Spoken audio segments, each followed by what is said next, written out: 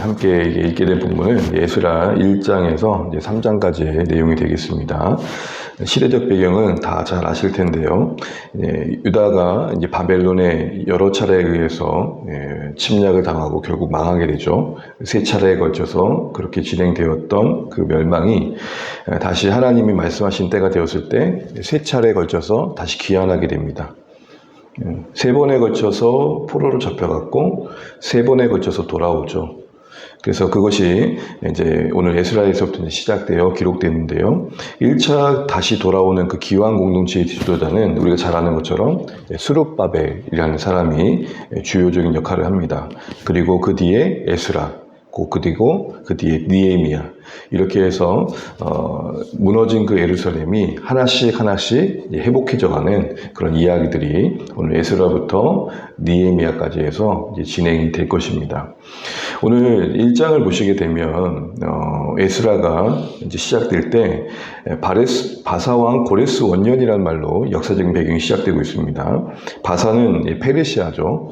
바벨론이 망한 뒤에 세워진 나라가 이제 페르시아입니다. 그리고 그 통치 1년 차에 했던 그 정책이 뭐냐? 소위 이제 관용 정책인 거죠. 지배국의 나라들에게 자유를 준 겁니다. 충성을 맹세한 것을 전제로 인해서 그 나라가 할 것들을 다 하게 합니다. 오히려 더 권장합니다. 오늘 보시는 것처럼 너희들이 섬기는 신을 섬길 수 있도록 성전을 지어라, 이렇게 얘기를 하고 있죠. 정치적인 관점에서 보면은 관용 정책이지만 이 모든 이면에 하나님의 간섭하심이 있었음을 성경이 명백히 언급합니다. 그래서 1절에 보시게 되면 이렇게 되어 있죠. 바사왕 고레스의 마음을 감동시키심에 라고 되어 있죠. 왜 감동시키셨습니까?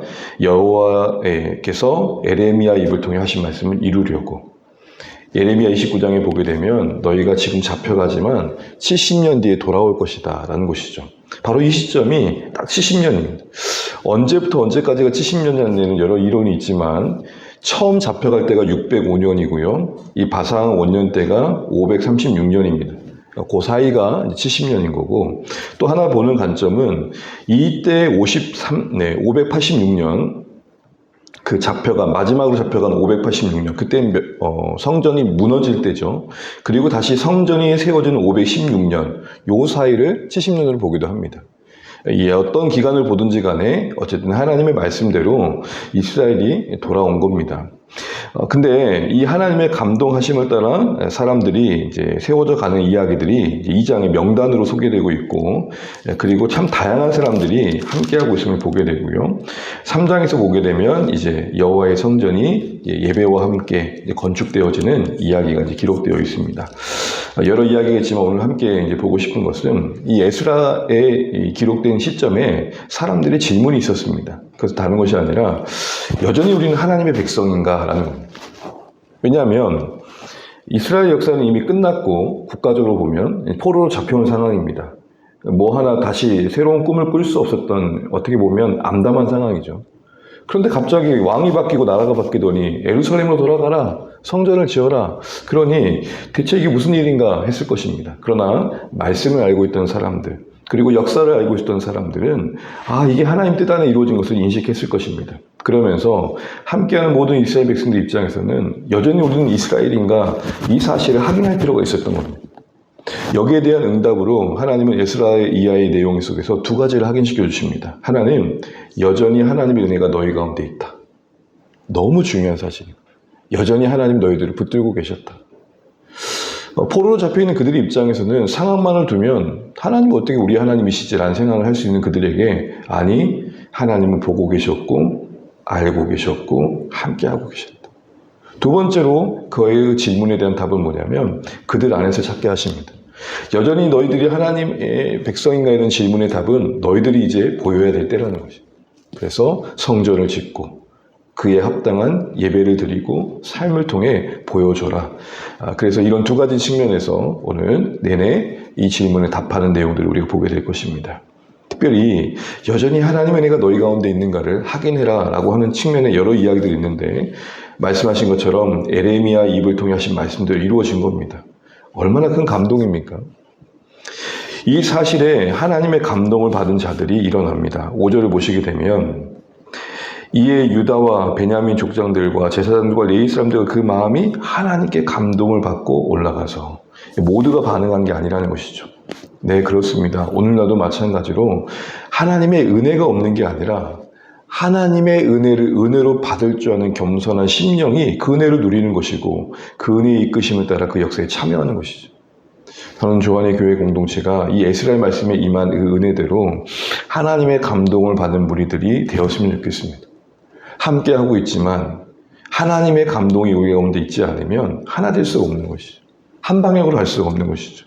이 장에 보면 여러 명단이 소개되는데 오늘 다 살필 수는 없지만 참 재미있는 거는 느디님 사람들이 함께합니다. 43절 이하에 보면 느디님 아시는 것처럼 기브온 족속들이 자신들의 신분을 속이고 마치 멀리서 온 것처럼 행했다가 어쨌든 이스라엘이 언약을 맺죠. 너희는 망하게 하지 않을 것이다. 근데 그들이 이제 성전에 허드렛 일을 하면서 느디님 사람이라는 새로운 이름으로 역할을 감당하게 됩니다.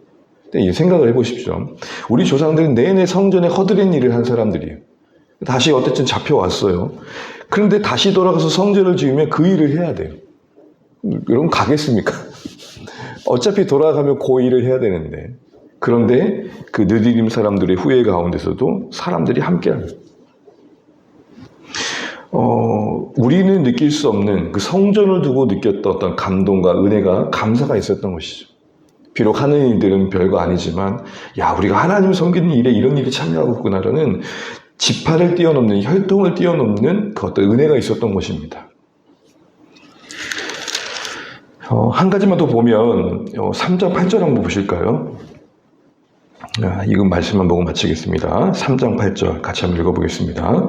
예루살렘에 있는 하나님의 성전에 이른 지 2년 둘째 달에 스알디엘의 아들 스룹바벨과 요사닥의 아들 예수아와 다른 형제 제사장들과 레위 사람들과 무릇 사로잡혔다가 예루살렘에 돌아온 자들이 공사를 시작하고 20세 이상의 레위 사람들을 세워 여호와의 성전 공사를 감독하게 하매. 아멘.